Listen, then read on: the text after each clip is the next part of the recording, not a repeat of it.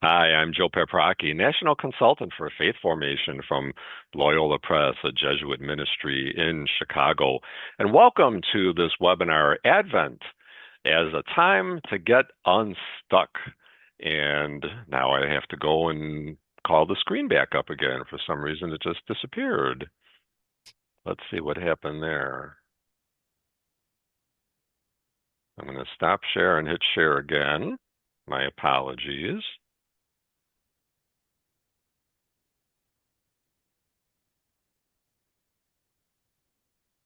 And I believe it's back. Vanita, you seen the screen? Yes, I Great. do. Okay, just as I was about to read the name of the webinar, Advent is a time to get unstuck, a webinar with Vanita Hampton Wright.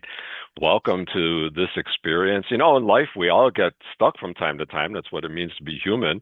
And Vanita's been stuck a few times, but she also took the time to write about it and talk about getting unstuck. So we're going to be tapping her brain and her heart about her wisdom in this notion of getting unstuck. And we're going to also connect it with Advent a little bit. Just wanted to let you know that in the meantime, folks, if you have a comment you'd like to share, go into the chat and put a comment in there. You can also tell us where you're from when you go into the chat. If you have a question for Vanita, please go into the Q&A feature and share that question there. And a little bit later on, Denise is going to come back on and she will facilitate the Q&A with Vanita. And finally, a recording will be made is being made of this webinar, and you'll be receiving a link to that. So if you want to watch it again and delve deeper into listening more closely to something Vanita said and try to unpack it or share it with friends, and so on, we invite you to do that. It will also be available on ignatianspirituality.com. And we are in webinar format, so don't try to unmute yourself or share your video, your camera, because that won't work. You're only going to see and hear Vanita and myself. And without further ado, I want to greet my friend Vanita, who we've known each other for about 20 years. And it's just great to see you again. Vanita, thanks for being with us today. Oh, well, thanks for the invitation. This is a great opportunity, and it's always fun to talk with you again, Joe. Likewise, and folks, you can see from the screen of Anita's a very brief bio. We could go Mhm. on and on, but we just want to give you a few nuggets of what she's done. But a veteran editor, she edited many of my books. I'm always so grateful of that, Vanita. You did such a wonderful job, and in fact, I always use that as a standard when someone is editing. Now I'm like, I hope she did it like Vanita did it. Um, But she's also, of course, a writer of books and articles on Ignatian spirituality. She does workshops. And of her many books, two of them we're going to be talking about today or drawing from Simple Acts of Moving Forward and a new one, 2025, a book of grace filled days. And Vanita and her husband, Jim, live in Arkansas. And what else you want to share with us, Vanita? You've been traveling, you've been around. What's going on with you and your life right now? Well, I retired from full-time editing and from publishing about 3 going on 4 years ago. And of course, you don't retire to stop working, you retire to do different work. And Hmm. so I'm doing more of my own writing. I'm teaching some editing courses for University of Chicago. But mainly I'm a spiritual director. I did my training at Loyola University in downtown Chicago, and I have a pretty growing practice here, which has just been a delight. And it's this new phase in my life. So yeah, I'm doing fine. And my husband's still taking pictures Yes. and showing things in galleries. And yeah, we're fine. We're doing That's well. just great. That's good to hear, Vanita. And I know I keep up with you on Facebook, and I'm always amazed at you and many people who retire then seem busier when they Mm, retire than when they were working, because now you're doing a mm, myriad of things instead of, yeah. the 9 to 5. But wonderful. I'm glad to hear that you are flourishing in this retirement phase, a different kind of work, as you Hmm. said. And you continue to write, and we're going to Hmm. talk about that a little bit right now because we are drawing from, or at least referring to, some thoughts that come from your book, Simple Acts of Moving Forward. And we're also going to be referring to the fact that you have a brand new book out that Hmm. is a collection of thoughts for daily prayer, 2025, a book of grace-filled days. Benita, just say a few words about each of these books, what people should know about them. Okay. Well, what most people do not know, unless I tell them, is that Simple Acts of Moving Forward is something I wrote in order to get my writing unstuck a Mm, number of years ago. I was at a point where I knew I should be writing and nothing was working very well. So I just started writing this for me. And then my agent looked at it and she said, I think this is a pretty good book. So long story short, we ended up nice. getting it published and Loyola picked it up not long after that. And it really is just a book, a list of different things you might try to help yourself move just a step forward, to not stick it, to not stay in being overwhelmed and feeling exhausted and worthless the way sometimes we do. And I still, I have reread it some in the past few days because I hadn't looked at it in a while. And it's some pretty good stuff. I must say so myself. There's some Absolutely. pretty good ideas there. Now, the Book of Grace-Filled Days has a very long history. I'm not sure, Joe. Do you know how many years we've been publishing a Book of Grace-Filled Gosh, Days? I really don't, but it seems It's as more long than as I've 20. been, yeah, as long as I've been at Loyola Press, and that's 23 years. Yeah, yeah. And there are a couple of really cool things about this book. One of the main things is that it's based on the readings of the lectionary. And it's a page a day, so you don't have loads of material to read on any given day. But the writer, and we've had all kinds of writers, all sorts of our authors have done editions of this in different years. And so the writer simply looks at the readings for that day from the lectionary, chooses a bit from one of the readings, puts that on the page, and then writes a brief meditation on that. And that is your meditation for that day based on the lectionary readings. And I just think it's a wonderful idea because it keeps you in touch with the readings that the whole church, the worldwide church, is using for that day. And it also gives you something, not a lot of material, but just a brief meditation on how you might relate to that scripture reading. And this has been a bestseller for Loyola for many years, and it's really a joy to write it.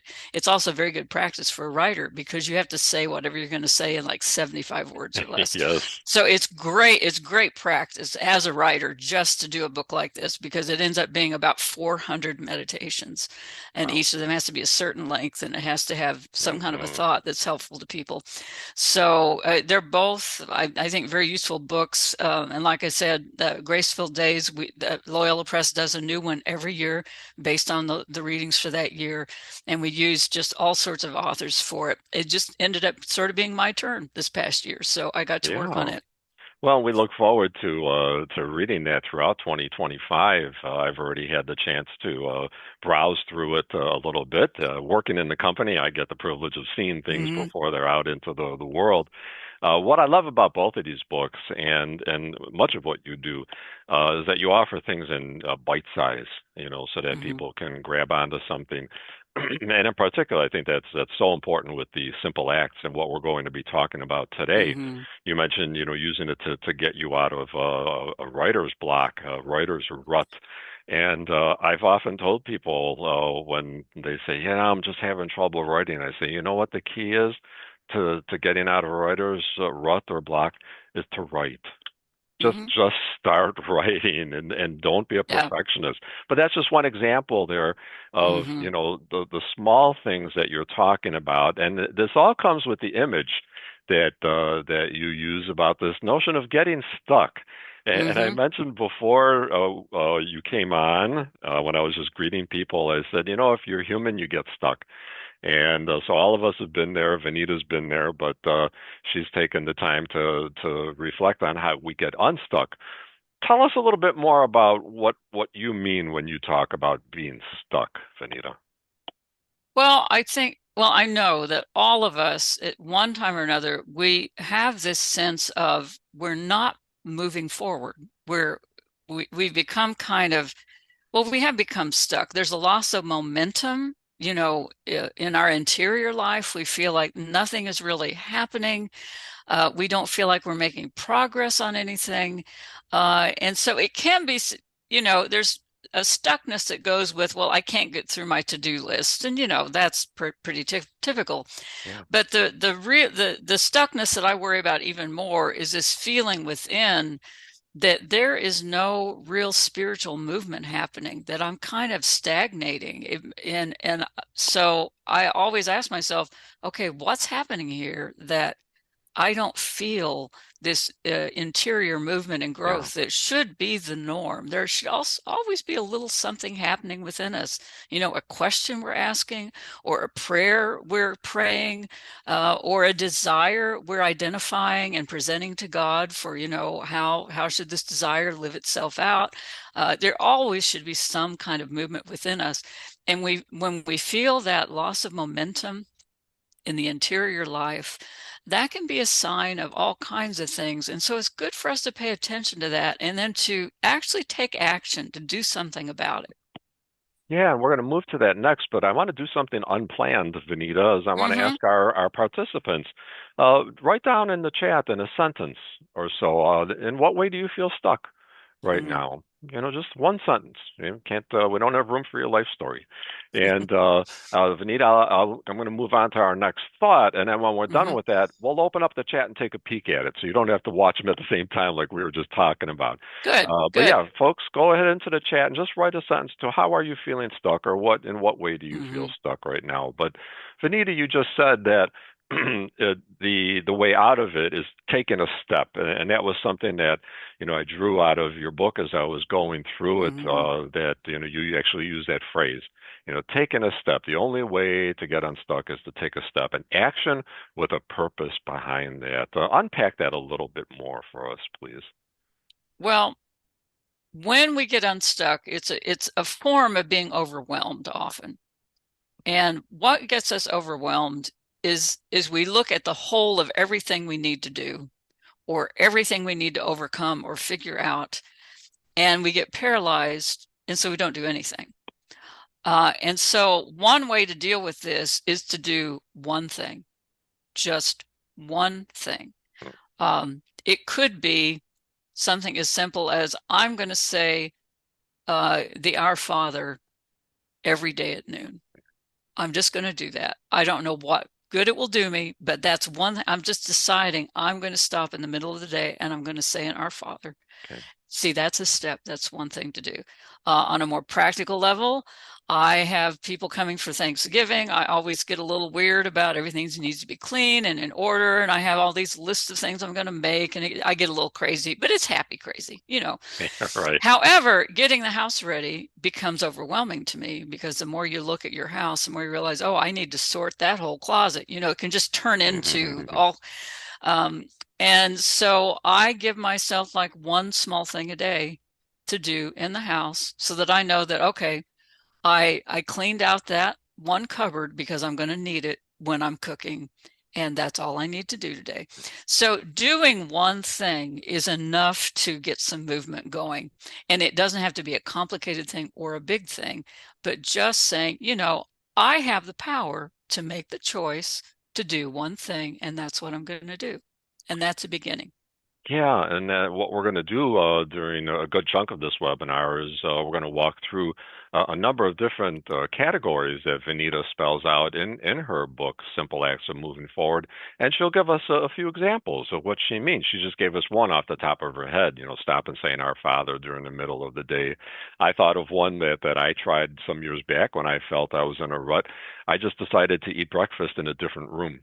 every Mm. morning. Mm-hmm. Just, instead of sitting at the kitchen table, I went and had breakfast at the dining room table in Yeah. the other room.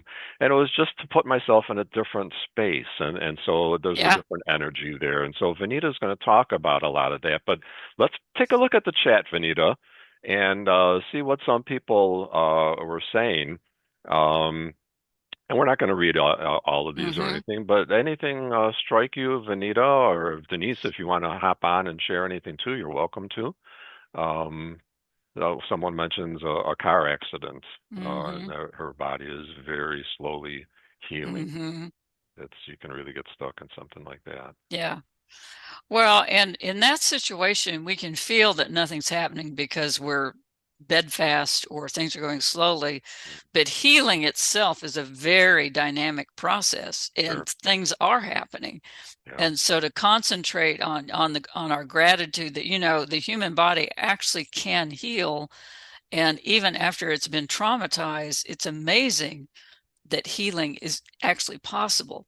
Absolutely. So to remember that even when things don't seem on the outside don't seem to be doing much, there are all kinds of things that are happening at other levels that sometimes we Hmm. just need to remind ourselves that, yeah, I'm stuck here for a while and nothing much is happening and it's slow. Nevertheless, there's something at work going on in my life. Yeah, let's just look at a few more, Vanita, and you don't need to respond to them as much as just to get a survey here of what people are saying. So someone says they feel stuck in marriage, illness, work Mm, with their boss, stuck with some of their own behaviors, mm-hmm, stuck in their prayer life. I'm stuck exactly as Vanita describes, no interior movement, no mm-hmm. desire. What else are you seeing? Well, let's see. Let's see here. Um, Burnout, I see as well. Burnout, there's that. Yeah. There's some folks Relationships. dealing with grief, Mm-hmm. stuck with a prayer life. Okay. Mm-hmm. A few people looking for opportunities to serve, but they don't know where to go in that Okay. direction. Yeah. Okay. Yeah. All sorts of things. Yeah. Good. Those are you've given some excellent examples of being stuck. Good. And Hmm. let's see, a little more Okay. simply. Yeah, actually, we're gonna move on from that, Yeah, Vanita. yeah. I just wanted to get take the pulse of the room Mm-hmm. and see what Mm-hmm. people are saying. Denise, thanks for jumping in there and sharing a Yeah, few as thank well. you. But with that as a backdrop, let's jump into what Vanita does. And before we even do that, we want to make a connection here because we're on the doorstep of Advent Yes. and talk about a season that just seems suited to getting unstuck. The idea that it's a new liturgical year. Tell us your thoughts, Vanita, about why this theme of getting unstuck just really resonates with the notion of Advent in your mind. Okay. Well, it's always a good time to get unstuck, no matter what Yeah, season it is. But the way I connect it with Advent is that Advent is about hope. It's about God is doing a new thing. God did a new thing in Christ coming to earth. And hope is something that does move us. Hope is movement, it is a step. And when we can connect to our sacred stories, the story, the nativity story, the stories of the prophets talking about Jesus long before he came, the story about what all the people hoped for and what they were suffering and why they knew they needed a savior, they needed a Messiah. To tap into those stories, those sacred stories, the common theme throughout all of them is hope. yeah, God is still up to something. Something is going to happen, and it's going to be grand, and it's going to be wonderful because God has already decided that God loves us completely. And so that decision has already been made. God is going to do something. So to work with hope at a time when you feel stuck, I think that's just very healthy. It makes sense, and you're also joining your hope to the hopes of people over centuries. That same hope has kept the church alive and moving and joyful all this time. It will continue to do so no matter what the world goes through, no matter what we see on the news every night. There is this foundational hope in the life of the Christian because of Christ. And that hope is always going to be some kind of help to us when we feel stuck, no matter what kind of stuck that is. Beautifully put, and I love the idea of joining our hope to people over the centuries. And I think Yes. for the purpose of what we're doing today, we can add to that over many, many miles as we see Yeah. people from all around the world joining in to share the fact that, hey, I'm stuck in some ways and looking for a message of hope. And I think one of the things that I found a connection between uh, the two books that we refer to today is in your book of grace-filled days on your reflection for December 2nd. So I believe that is the first weekend of Advent. You say that we move toward a new way of being, a way in which our Mm, security, our hope, our purpose, our everything thrives in the reality we call God. And that's the mm, context for where we're going today. And so thanks for making that connection, mm, Vanita. I'd like to move into your examples now because I think this is why people signed up. They want to, give me mm, something concrete that I can do. And in your book, Simple Acts of Moving Forward, you divide the book into a number of themes. And the first one is mm-hmm. creativity. And I love how in each chapter you actually begin by quoting someone else. Yeah. And a beautiful quote here, please forgive my pronunciation. Madeline Langle. Madeline Lange. I was trying Yeah. to be a little too fancy there, wasn't I? She says, creativity opens us to revelation, and when our high creativity is lowered, so is our capacity to see angels, to walk on water, to talk to unicorns. I love the imagery Mm. there.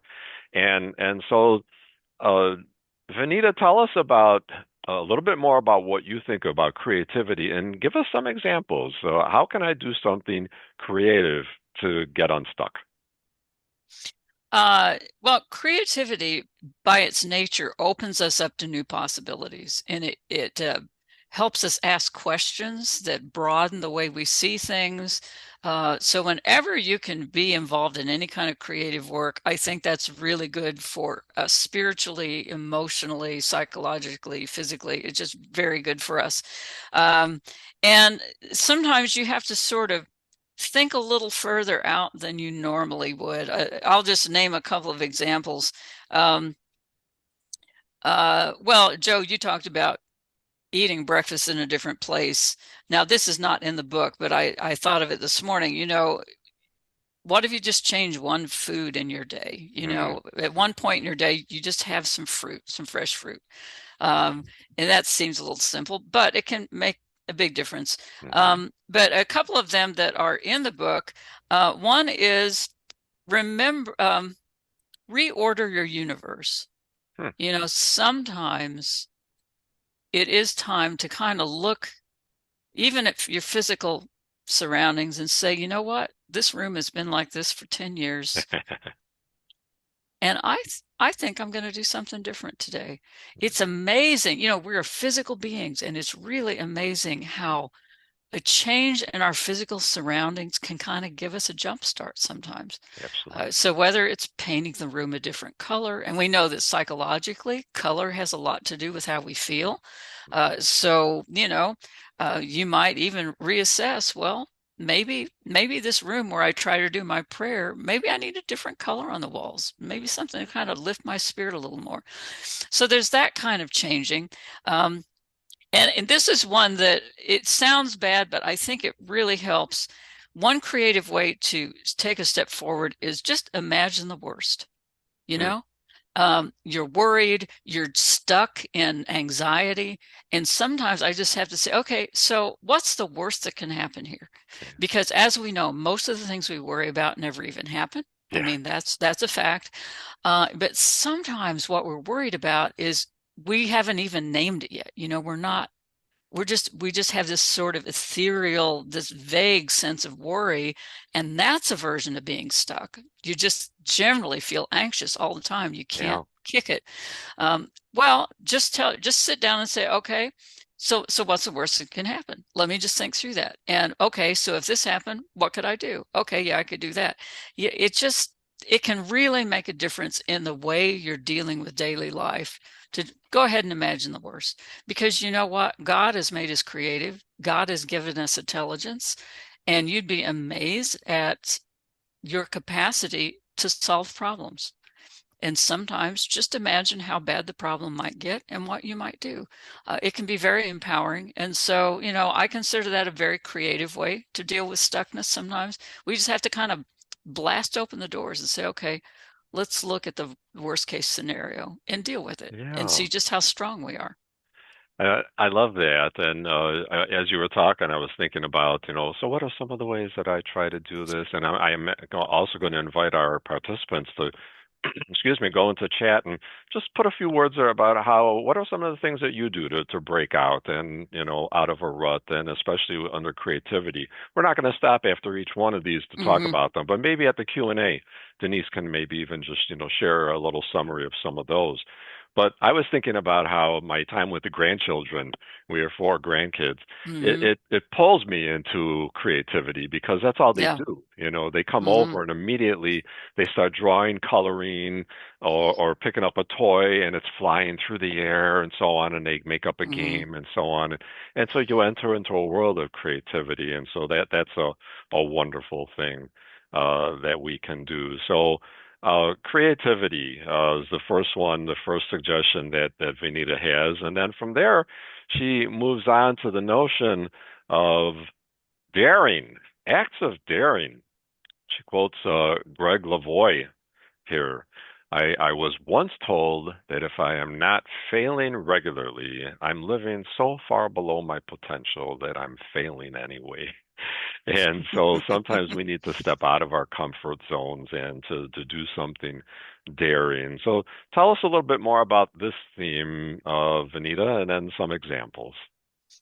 Well, we like to be comfortable, but sometimes comfort can turn into stagnation, and that's a form of being stuck. If we're only looking for where we feel safe and comfortable, then we're not going to grow. We're not going to develop more skills.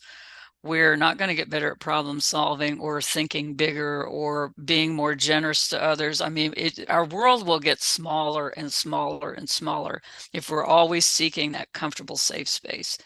And, our God is a very wild God. I mean, we don't control what God does, and God will do things that are not even in our imagination yet. So the idea of being daring, I think, is a very spiritually healthy idea.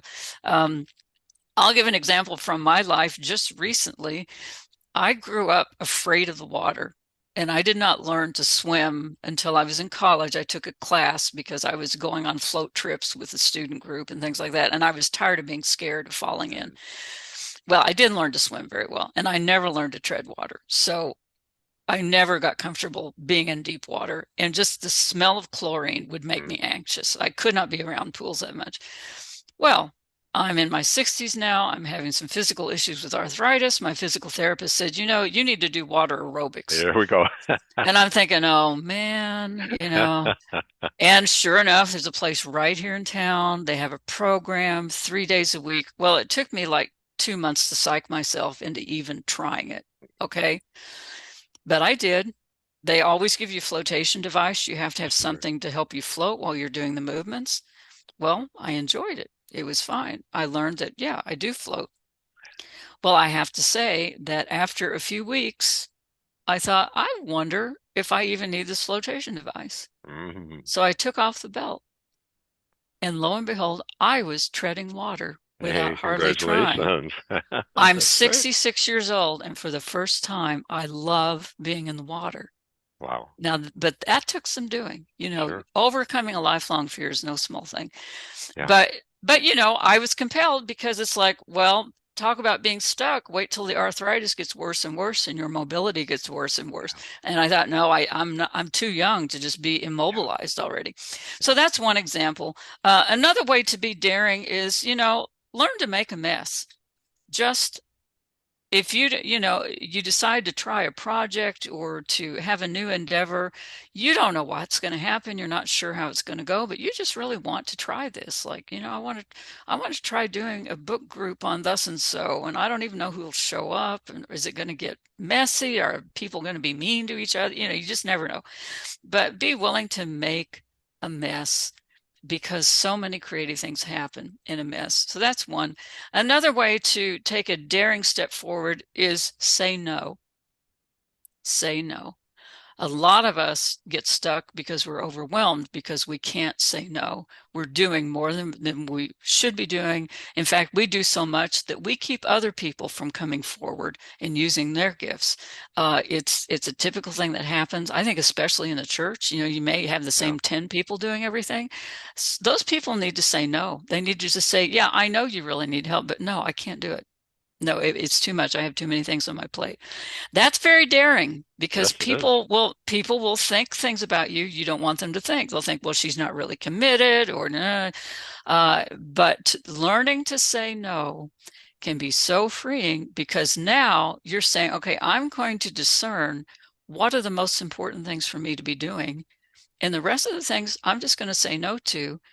For one thing, I trust that this is good for me, but for another, I realize, God will raise someone else up to Mm, do what needs to be done. I'm not the only person in the room, but mm. we're kind of taught to think that way. We Yeah. kind of grow up with this idea of I'm indispensable. Well, that will paralyze you within a couple of years because then you're just suddenly trying to do everything. And that is a way of being stuck in that you're doing so much, you can't think straight. You're tired all the time. You're beginning to resent what you're doing because you're so tired. So saying no, I think, is a very daring act, and it's definitely a way to move forward. So there are a couple of Yeah. examples there. Excellent examples. I want to invite our viewers to again go into chat and put down any examples of something daring that you've tried that to get out of a rut, to get unstuck.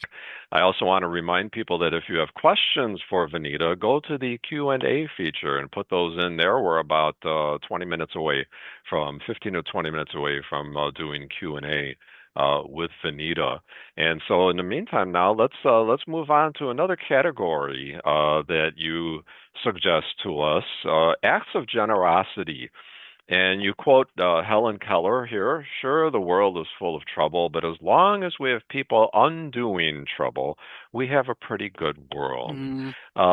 So, how do we use generosity to get unstuck, Vanita?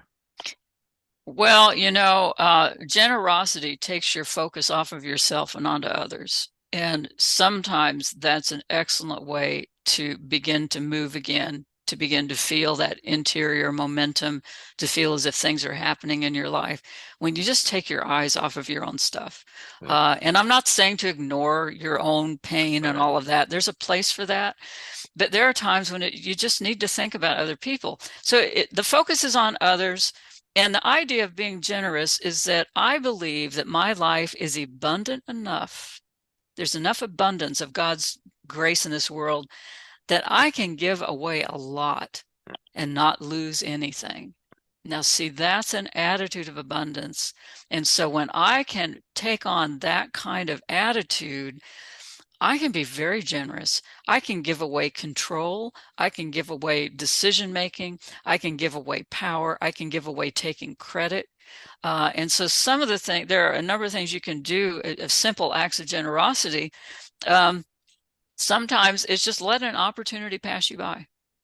Well, yeah, I could do that. I could write that article for this website or whatever, but actually I'm kind of busy and I think there are some other people who could probably do it better.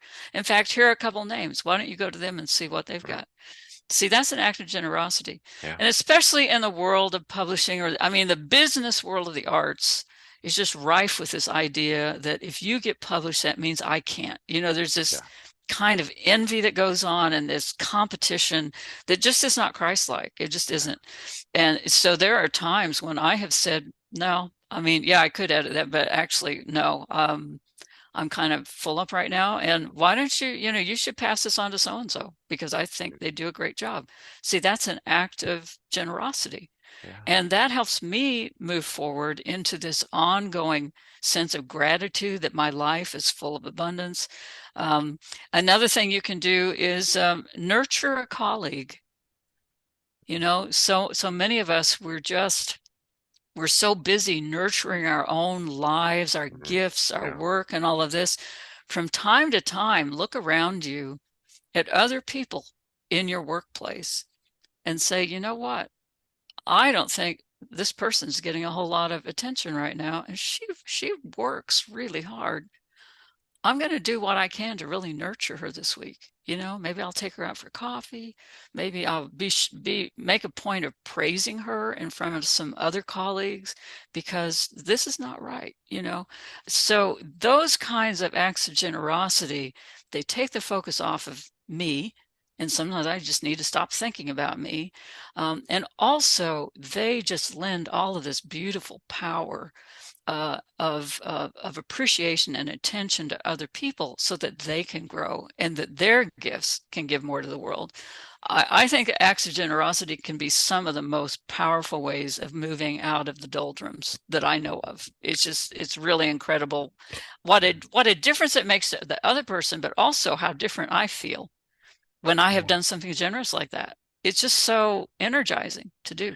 It is, and I was just thinking about that two-way nature of the acts of generosity because I had quite an experience of that many years ago. Vanita, when you were working with us at Loyola Press, we had some outings. We'd go out, and I remember one outing we were at Navy Pier, and we sat down for lunch at a restaurant, and I sat at a table with our interns from Cristo Rey, and made conversation with them. And then several weeks later, when one of them was leaving, they had finished their internship. The intern came up to me and thanked me for coming Mm, to spend time and talking with them. And I thought there was nowhere else to sit. It's not like I've made this grand gesture, mm-hmm, but mm-hmm. that act of what he perceived as generosity Yeah. that meant a lot to a young man uh, Mm-hmm. venturing into the work world. So we invite our viewers to share some of their examples of acts of generosity in the chat, and we're compiling those there. We'll just take a quick look at them when we start the Q&A to get a taste of some of these. But I want to move on because Vanita has many more. She has another category. She talks about acts of healing. Mm, And she quotes the author, Thomas More, uh, tending to things around us and becoming sensitive to the importance of home, daily schedule, and maybe even the clothes we wear are ways of caring for the soul. I love his book, mm. Caring for the Soul. Yeah. And so tell us more about these acts of healing. It sounds like this is, focused on I really do need to take care of myself sometimes. Yeah. Yeah. And, sometimes the reason that there's no momentum is that we're simply exhausted or we're not well. You know, sometimes we've been in anxiety for weeks because of an illness in the family or something that's gone wrong at work or we're in some crisis and we underestimate how much that takes out of Yeah. us. Just getting through a day can take loads and loads of energy. So I may feel like I'm stuck and then I'm not going anywhere, when actually what's happening is that I am not well and I need to deal with that. I need to get more rest. I need to go spend time with someone who really loves me and helps me have fun. I probably need to go see my doctor just to check out that all the physical stuff is going okay. You never know when something may be going awry there. Mhm. So we sometimes mistake are being stuck with, or we mistake what actually is a form of being unwell with being stuck. Okay. And so it's not always stuck. It's no, you need care. You need rest. There were times when I needed to see a therapist because I was processing multiple griefs at one point. I think three griefs in a row, Mm. and that's a lot. Yeah. And so I went to a therapist, and that was a way of caring for, and that was a step forward. Just stepping into that office the first time, I could already feel things begin to move and do better. So caring for yourself is a definite part of, acts of healing are really important. And we sometimes we'd be surprised at how much difference it makes just to pay attention to those things. A couple of examples I Yeah. have is, remember other pilgrims. When I'm going through something, one thing I've thought about a few times is I remember the kinds of things my parents had Mm, to deal with. mm-hmm. I had a lot of illness as a child. There were various deaths in the family, some of them tragic. Yeah. There was a lot of financial stress in their early marriage. And I look back and I think, they made it. And their parents before them who grew up in the Depression, they made it too. Yeah. And there are a lot of people around me, they're getting through this stuff. So you know what? I'll get through it too. I'll figure out a way. I'll find the resources I need. Someone will reach out to me and help me. So just remembering other pilgrims on this journey can do a lot for your sense of being able to keep moving. You can do that by reading stories of the saints. I mean, the church is just a rich, rich storehouse of Sure. stories of other pilgrims going through the kinds of things that we go through all the time. And we can look back and say, wow, if she could do it, given what she was dealing with, yeah, Lord, I know you can help me do this too. So I think that's a very powerful step Mm-hmm. for healing. Another one is sometimes you just have to choose not to care about something. Mm-hmm. I'm just going to say, you know what? I'm giving this way more importance than it deserves. I'm not going to worry about it anymore. I don't care. I don't care that this group of people has a certain attitude toward me because they misunderstand this or that. I can't care about that. Or I don't care that my life looks a certain way when other people's lives look a different. I mean, there's so many things we care about that we just should say, it's not important. And from time to time, we have to look through our priorities and decide, am I giving something more importance than it deserves? And you'd be surprised. There are usually at least two or three things you can say, I don't need to care about that. So it's off my list. Ah, so freeing, so freeing. Definitely is. While you were saying that, I couldn't help but think of the late great Gordon Lightfoot, Canadian folk singer, Hmm. had a wonderful song called "I'm Not Supposed to Care," and I think of that a number of times when, when I realized, maybe I just shouldn't care about this, and the melody just comes into my head, and it becomes Yeah. sort of a mantra. I'm not supposed to care, and so that is very helpful. So folks, please go into chat, share any of the things that you do for healing. I was just speaking with a friend of mine a few days ago who's just getting over some health issues, Mm. and he and his doctor were able to trace it to the fact that he was not hydrating enough. Yeah. Yeah. And, so taking care of yourself by making sure. And I told him, I said, that's why this water bottle's with me all the time, because I went through health issues one time, and it Hmm. turned out that I was constantly dehydrated.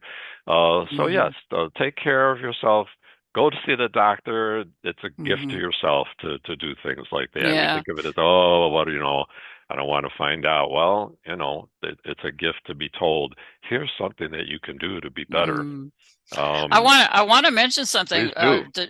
on that. Because I'm a spiritual director, I get the magazine Presence from Spiritual Directors Yeah. International. Um, Although, I'm misquoting. I think it was actually in an issue Psychology Today. Anyway, there are theories now. There's a growing theory that anxiety is tied more to metabolism Mm, than a lot of other okay. things. In other words, the way your body's processing food Hmm. may have more to do with your anxiety than, say, your thoughts. We Yeah. tend to think it's just psychological. So that's very recent that there are doctors beginning to say, you know what, we need to look again at this because we think anxiety is really more to do with your metabolic system. Hmm. So just one more And thing. this is a profound insight for anyone who is Christian and believes in the incarnation.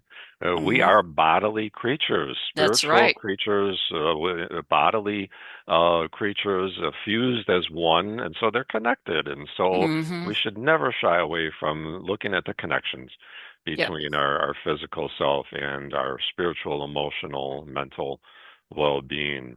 Um, we're about 7, 8 minutes away from Q&A.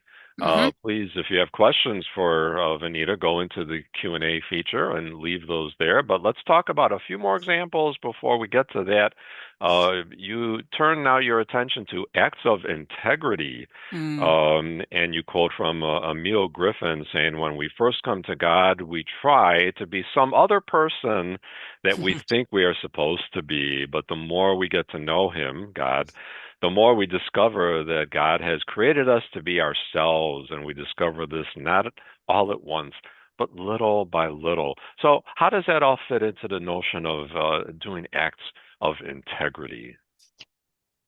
Well, I have a belief. I can't base it on anything but my own intuition. But, I think God has grace for our reality.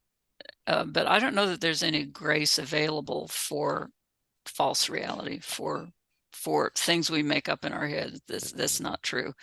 I think God wants us to deal with life as it is and ourselves as we are.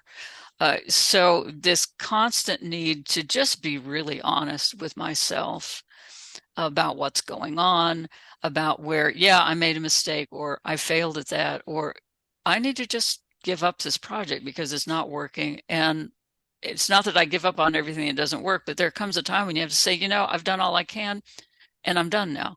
I don't have to keep clinging to it because I think I have to make it do better. Mhm. Just taking a really honest look at yourself. And a couple of them that I pulled out of the book. One act of integrity is identify that feeling. Okay. Um, we have a whole range of emotions. God created us to be emotional creatures because life calls for every emotion we have. And it's really odd how often we think we're one emotion, but really we're another one. Mm. Uh, for instance, my dad would tend to respond in anger when he was afraid Okay. or when he was anxious. This is just had to do with his own upbringing. Anger was okay for a young man. It was kind of what young men were. They were angry. Mhm. Um, and I recognize that in him, and I also recognize it in myself as I got older. I realized, I'm not angry. I'm not angry. I'm grieving, or I'm really afraid right now. So really dig down and identify, okay, what am I really feeling here? And another thing is, if somebody asks you, why are you so angry? Before you say, I'm not angry, Mhm. stop and say, okay, wait a minute, wait a minute, wait a minute. They're picking up something from me. Mhm. And that's probably not make believe. There's something real happening here. So maybe I am angry, but I'm just not letting myself admit it. And yet this person near me has picked up on it. So rather than just deny, oh, I'm not angry, I need to think about that. So identify what you're really feeling, because that can help you get down to the bottom of, okay, what's really going on here that I need to deal with? It's not something that I'm angry about. It's something that I feel very hurt about, maybe, or something else. Right. So Okay. often, one emotion will mask the true emotion. Yeah. Um, so that can be really helpful, because until we understand the truth of what we're going through, it's hard to deal with it. You know, it's hard to deal with something that's not reality. So that's one. And another is, uncover your attachments. Sometimes Mm. we have to admit, I'm just clinging to this a little too much. Mhm. And this is running my whole life right now. And it's not good. It's not good for me. It's not good for my husband. It's not good for my family. Yeah. It's not good for the people I work with. I'm hanging on to something. I want I want this kind of outcome to come out of this meeting, or I want the book to look like this. I mean, they're all kind in Yeah. publishing. We have these decisions all the time, Sure. and because we work together as a team, we have to learn. All of Mhm. us, I'm gonna let it go. Yeah. I like this title better, but all of us are putting our wisdom together, and I need to trust that. So figure out what you're too attached to, and that's a really good act of integrity, because what you're attached to will cause a stop in motion sometimes. Mm. You'll get stuck there because you're hanging on to something. And when you realize what you're hanging on to, then you can begin to work with, okay, this is why I'm not moving because I'm Yeah. clutching at something. And so those are two that I find really helpful. We are so blessed to be receiving so many suggestions and practical suggestions from Vanita today about getting unstuck. And folks, I'm keep inviting you to go into the chat and share some of the ways that you're doing these to get unstuck. But we have one more category that we're going to look at, and then we're going to wrap things up and get into our Q&A. And this last theme that you talk about is acts of joy. Yay! I love joy. Who doesn't? Mm-hmm. And St. John of the Cross, you quote him, the soul of one who loves God always swims in joy, always keeps holiday, is always in the mood for singing. So, Vanita, give us some examples of what are things we can do to get unstuck by jumping into joy. Well, something as simple as sing a song, do some music, put on some music and dance a little bit. Mm. The other day when we were in water aerobics, for some reason, the kids at the other end of the pool, they had a soundtrack on that was from the 70s, and you never saw so many old people get excited so fast. We're all singing along and dancing in the water. It was crazy, but I loved it. I loved it. It was joy. It was joy. So, use music, sing, use movement, congratulate yourself. When you do a good job, say, hey, you did a good job. Congratulations, you worked hard on that. And look what happened. Or, you know what, Vanita? That was a rough day. That day was hard from beginning to end. And you weren't unkind to anybody. You didn't get defensive. You were able to focus and get your work done. Good on you, girl. You did. Yeah, yeah. Thank you, Lord. We're making progress here. Mm. So when something goes well, when you succeed at something, when you create something beautiful, stop and celebrate that. I think God gets really, you know, I don't like to say that God gets disappointed in us because that's kind of me projecting, but Yeah. I do think it grieves God's heart when we do amazing things day after day and we do not celebrate Mm. just how what I'm about to cry, just how wonderful we are and the things that we manage to do, the ways that we help one another, the ways that we create beautiful things, to not celebrate that, I think it's sinful. I really think it's sinful. And so if you want to take a step of joy, look at what you've done that's worked out today. Look at one little thing that you got better at, or one time when you didn't say that snarky thing you almost said, whatever it Mm-hmm. is, celebrate that and rejoice with God, and that, Lord, we're working together on this and it's working. Things are going better. Yeah. I'm becoming more and more like Jesus. Thank you. Thank you. So, celebrate, congratulate yourself. And I always tell people, give worship a try. You know, Mm-hmm. try some good old-fashioned worship. Yeah. Go somewhere, sing with other believers, Mm. pray with other believers, enjoy the sights, the sounds, the smells, just the fact of being in a room with people who all are trying their best to love the Lord. Give worship a try if you haven't in a while, because that can be such a supreme act of joy. Folks, you've just received a taste of some of the ideas that Vanita shares in her book, Simple Acts of Moving Forward. There's so many more ideas. We just wanted to give you some taste of what she offers. One last thing we want to touch on, and we're going to be going to the Q&A in just a moment, is that you, I think, would not hesitate to suggest that a good step that people could begin with in getting unstuck is to commit themselves to reading reflections each day, reading some scripture, Mm-hmm. and using something like your new book, 2025, a book Yeah, of grace-filled days. So tell us more yeah. about, why this is all connected here.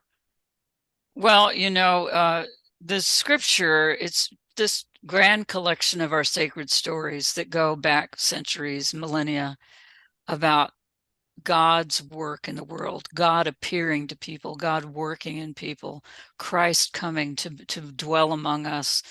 And we cannot know those stories well enough to be connected to those stories. And not just the stories, the Psalms. One of the best things you can do is read a psalm every day, because you go through the range of situations and emotions and troubles and joys. The psalmists there were very honest about what real life was like. And yet, whatever happened, they would direct it right at the Lord and say, God, how long are you going to let this keep going on? We need help here. It'd be everything from that to, Lord, you're above everything. And I can't even begin to express. I mean, I'm using every musical instrument I have, and none of that can even approach how glorious you are and how much you love us. The whole range is there in the book of Psalms. And so it's emotionally, psychologically healthy, I believe. And I'm not the only one. Books have been written on this. Yes. To engage with the Psalms throughout the year, one psalm a day. And the lectionary readings give us a psalm reading Okay. every day of the year. And that is a very healthy step emotionally. And then just the gospel stories, to be Mhm. reminded again and again of what Jesus has said, what he did, what he showed us. In this day and age, we have a lot of people telling us things that Jesus never said. He never modeled doing this or taking vengeance, or the kinds of things that just work their way into the public life sometimes. So we have to really stay close to Jesus through Yes. reading the Gospels, so that we have a very good working knowledge of, okay, what did Jesus say about that? Now, actually, he said, love your enemies. He didn't say nuke them. I Yeah. mean, because things slide, don't they? In Mhm. out in life, things slide around a lot. So to stay close to the story of Jesus, there's nothing better. To stay connected with the Psalms and with all of the ancient stories of how God's grace and power showed up when people simply turned to God and said, we need you, help us. So I have loved Scripture since I was a child. I will love it till I'm gone. I will love it in heaven. Yes. It's just it's just this long, it's this incredible collection of sacred story and wisdom and encouragement and example, that it's my lifeblood, and I hope I always depend on it as if it is my lifeblood. And I just don't think you can go wrong. And Vanita is sharing that gift with all of us through her new book, 2025, A Book of Grace-Filled Days. Folks, if this is your first encounter with Vanita Hampton right now, you know why so many of us love her so much. That she has just so much to offer, and it comes straight from her heart.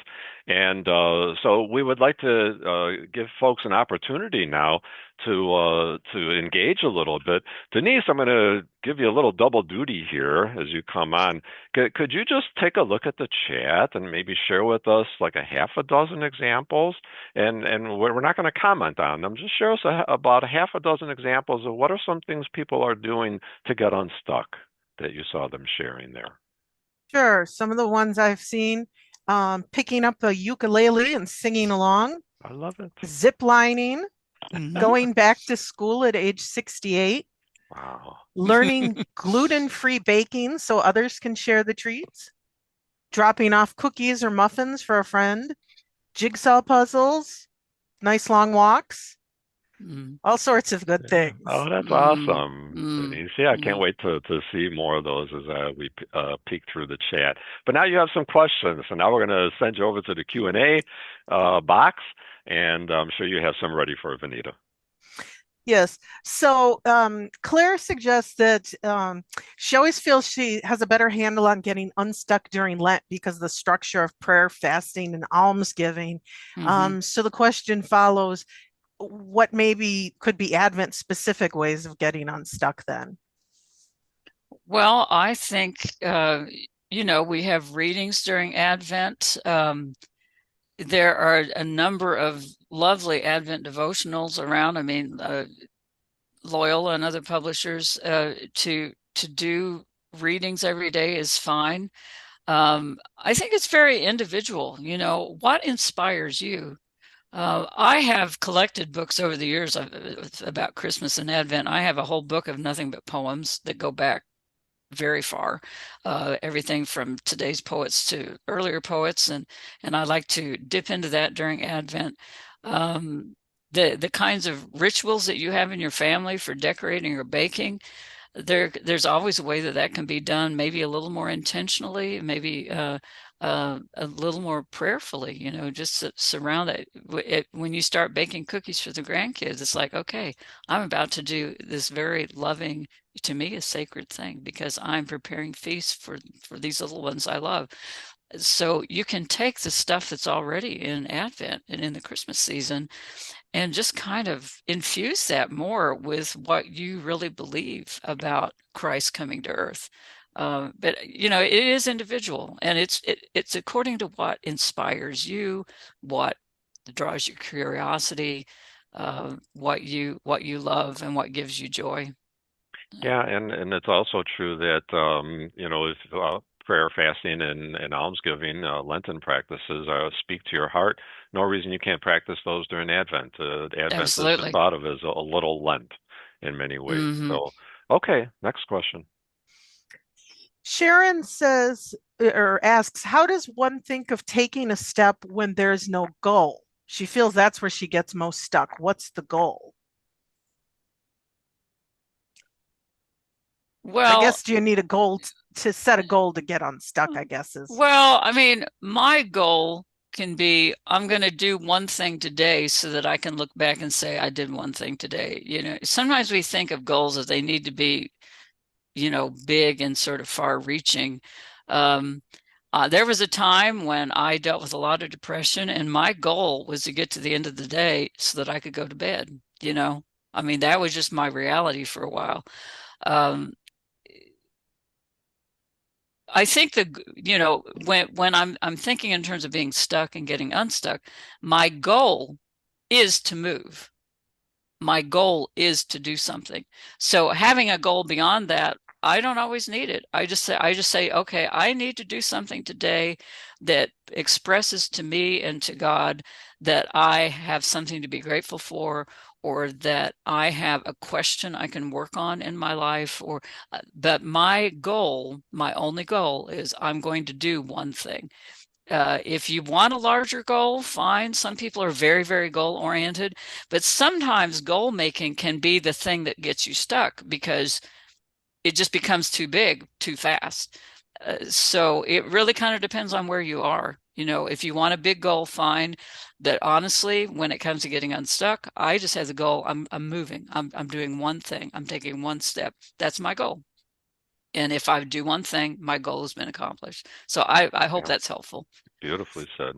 Let's do two more quick questions, Denise.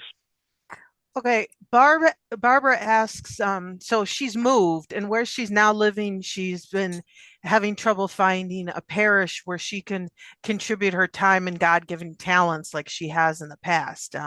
Any suggestions for her to get unstuck and move forward in this new community? Talk to people. Sometimes you just have to ask questions. And I mean, for all the pitfalls of having the internet, one thing I love about I researched churches before we moved to Arkansas. I needed to know what was here. Um, Go online. You may even be able to Google something and find out where there's a church community that would be a good fit for you. It's not too far away from you. Maybe there's a group of people, they do something that you enjoy doing. There are churches that have knitting ministries or cooking ministries, or they have book clubs or whatever. But I think you have to just look around and then talk to people. As you get to know people, talk to them, and you'd be surprised. You may run into somebody at the grocery store, and you just get into a conversation because you're waiting, and you find out that, oh yeah, I've been going to Saint whatever it is, for 3 years, and I really like it there. You have to kind of step out though. Um, it can be a bit daunting, but I don't think it's impossible. Okay, last question. Okay, Cindy, in relation to the acts of joy, wonders if there's a risk of rushing to joy when it's time for lament. Oh, of course. I mean, I have all these categories because depending on what you're going through, one category will fit and another won't. So yeah, it may not be a time to do an act of joy. It may be a time to, and see, I think an act of lament falls in the category of acts of integrity. You're saying, Mm. you know, life is really crappy right now. It hurts. There's a lot of stuff going wrong. And so I'm lamenting. See, that's integrity. You're being honest about what's happening. So of course, I mean, you know, you discern from day to day what kind of act is appropriate for where I am and what is called for. So, I mean, there's no magic formula here, but you know, I have the different categories for that reason. So you can just kind of look through the book and say, I need an act of healing today, I think, or no, I need to be a little daring. I've been sitting still too long. I need to try something new. Or, so yeah, you just discern for yourself from time to time.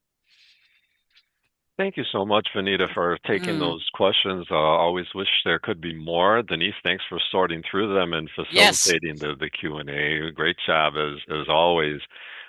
We've reached the end here. And so, Vanita, I just want to take a moment to thank you so much for the time you Mm, spent. Your wisdom is profound. It is from your heart. It's bite-sized. People can mm. hang on to it.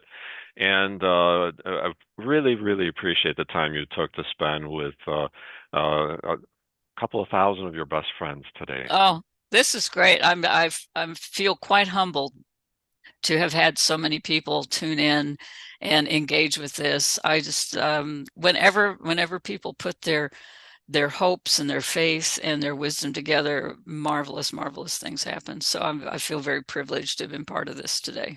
Thank you so much. And thank you to all of our viewers and participants today. Folks, if you're human like me and Vanita and Denise, you get stuck sometimes. And we need help getting unstuck. Advent is a wonderful time to say, okay, starting on Advent, I'm going to just take steps. Yeah. And that's exactly what Vanita has given us. And I love the advice you gave the one questioner is just say at the end of the day, I accomplished the thing I said I wanted to do today. Take the Mm-hmm. steps. One of the steps, of course, is perhaps reading scripture using Mm-hmm. Vanita's 2025 grace-filled days. So both of her books are on the screen, Simple Acts of Moving Forward. And there's a QR code there for you as well if you'd like to scan that and get the information directly, as well as her 2025 Grace-Filled Days. You can also find her books by going to store.loyolapress.com. You can call 800-621-1008. And if you call during business hours, speak to real live human beings who will take care of you. People that Vanita and I know, have known for Yeah. many years. Same folks are Yeah. still there, Vanita, And they've answering the always call. done, they keep the place running. I tell you, Oh our my goodness. salespeople, we would be Absolutely. nothing without them. Yeah. And then a reminder, recording will be available very soon at ignatianspirituality.com and will be sent to all of you who have registered. Thank you so much for joining us. Thank you again, Vanita, for sharing Thank your you. profound wisdom. Blessed Advent to all of you. Until Mm. next time, this is Joe Pepraki from Loyola Press. God bless. Thank you, Joe.